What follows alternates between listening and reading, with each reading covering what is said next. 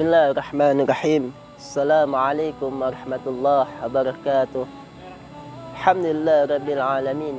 Assalatu wassalamu ala asrafil anbiya'i wal mursalin wa ala alihi wa sahbihi ajma'in. Allahumma salli ala sayyidina Muhammad wa ala ali sayyidina Muhammad. Ashhadu an la ilaha illallah wahdahu la syarika lah. وأشهد أن سيدنا محمدا عبده ورسوله وخليله ونبيه وصفيه أرسل رسوله بالهدى ودين الحق ليظهره على الدين كله وكفى بالله شهيدا. اللهم لا سهل إلا ما جعلته سهلا وأنت تجعل الصعب إذا شئت سهلا والعاقبة للمتقين ولا عدوان إلا على الظالمين. رب اشرح لي صدري wa yassir li amri wahlul 'uqdatam min lisani yafqahu qawli. Ma'asyiral hadirin wal ihwan rahimakumullah. Alhamdulillah, puji syukur atas kehadiran Allah Subhanahu wa taala. Begitu banyak Allah Subhanahu wa taala memberikan nikmatnya kepada kita selaku umatnya baginda Nabi Muhammad sallallahu alaihi wasallam. Ketika kita menghitung nikmat Allah, wa in ta'uddu ni'matallahi la tuhsuha. Ketika engkau ingin menghitung nikmatku, kata Allah Subhanahu wa taala, la tuhsuha, tidak bakalan bisa saking banyak nikmatnya Allah Subhanahu wa taala. Salawat beriau salam tetap tercurah kepada habibina wa syafi'ina wa auladina Nabi Muhammad sallallahu alaihi wasallam, karena berkat Nabi Muhammad sallallahu alaihi wasallam beliau berjuang, berdakwah, dicaci maki demi tegak kalimat la ilaha illallah Muhammadur Rasulullah. Bahkan di akhir hayat beliau, ketika Nabi Muhammad sallallahu alaihi wasallam dalam keadaan syakaratul maut, ketika itu Nabi dalam keadaan syakaratul maut, Nabi Muhammad sallallahu alaihi wasallam bukan memikirkan keluarganya, Nabi Muhammad sallallahu alaihi wasallam bukan memikirkan para sahabat, Nabi Muhammad sallallahu alaihi wasallam bukan memikirkan Aisyah putrinya Rasulullah sallallahu alaihi wasallam, tapi Nabi Muhammad sallallahu alaihi wasallam memikirkan kita selaku umatnya. Bahkan akhir hayat beliau, ummati ummati ummati, kata Rasulullah sallallahu alaihi wasallam, umatku umatku umatku. Bahkan Nabi Muhammad sallallahu alaihi wasallam, para sahabat bertanya, ya Rasulullah, siapakah keluargamu? Bukankah kami ini keluargamu? Kata para sahabat, bukan, kalian sahabatku. Keluargaku yaitu orang yang tidak pernah melihatku, orang yang tidak pernah melihatku, orang yang tidak pernah berada di sampingku, tetapi dianya beriman kepadaku. Siapa lagi kalau bukan kita, ma'asyiral hadirin? Kita dirindukan oleh Rasulullah sallallahu alaihi wasallam. Ma'asyiral hadirin wal ihwan rahimakumullah. Bagaimana Allah Subhanahu wa taala berfirman, wa ma khalaqtul jinna wal insan illa liya'budun. Tidakkah ku ciptakan jin dan manusia kecuali apa? Illa liya'budun, kecuali beribadah kepada Allah Subhanahu wa taala.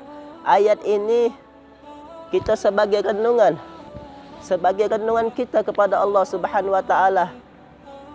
Benarkah tujuan kita hidup di dunia ini untuk beribadah kepada Allah Subhanahu wa taala? Jangan sampai ketika pada kita yaumil qiyamah, yaumil akhirat, kita merasa orang yang rugi. Kita rugi kerana kita lalai diperintahkan Allah Subhanahu wa taala. Kerana kita selalu sibuk memikirkan dunia, kita sibuk memikirkan harta, uang, jabatan, tahta, pangkat dan lain-lain. Itulah yang menyebabkan kita lalai dari perintah Allah Subhanahu wa taala, yang menyebabkan hati kita kotor, yang menyebabkan kita tidak dekat dengan Allah Subhanahu wa taala. Ma'asyiral hadirin wal ihwan, jelas sudah Allah Subhanahu wa taala memerintahkan, wa ma khalaqtul jinna wal insan illa liya'budun. Tidakkah ku ciptakan jin dan manusia kecuali beribadah kepadaku, kata Allah Subhanahu wa taala. Pertanyaannya, sudahkah ibadah kita benar kepada Allah? Sudahkah kita menyiapkan ibadah yang benar? Bagaimana ibadah yang benar? Iaitu pertama, kita harus memperbaharui niat. Niat kita, innamal a'malu binniyat. Kan niat itu segala pekerjaan. Innamal a'malu binniyat. niat kita perbaiki kepada Allah, kita beribadah kepada Allah Subhanahu wa taala, mengharap ridhonya Allah Subhanahu wa taala. Kenapa? Kalau niat kita kerana pengen dipuji manusia, pengen dilihat oleh manusia, maka sia-sialah amal ibadah kita. Kita merasa bahawa kita beribadah kepada Allah Subhanahu wa taala. Pagi kita tahajud, sudah tahajud kita subuh, sudah subuh kita tadarus, duha kita laksanakan, puasa sunnah kita laksanakan, tapi niat kita pengen dipuji oleh manusia, niat kita kerana kita pengen dipuji, kita riak, tapi hati kita masih kotor, kita masih menghidbah orang lain. Oleh kerana itu amal kita tidak diterima oleh Allah Subhanahu wa taala. Jangan sampai kita sudah menyiapkan bekal kita di akhirat, tapi Allah Subhanahu wa taala tidak menerima kita kerana hati kita terlalu kotor. Hati kita selalu memikirkan dunia. Dunkul mata'ud dunya qalil wal akhiratu khairul liman ittaqa. Katakanlah dunia kecil dan akhirat itu selamanya wala tuzlamuna fatilah. Ma'asyiral hadirin wal ihwan, perbaiki dulu solat. Perbaiki solat kita. Kalau solat kita benar, maka segala amal perbuatan kita benar.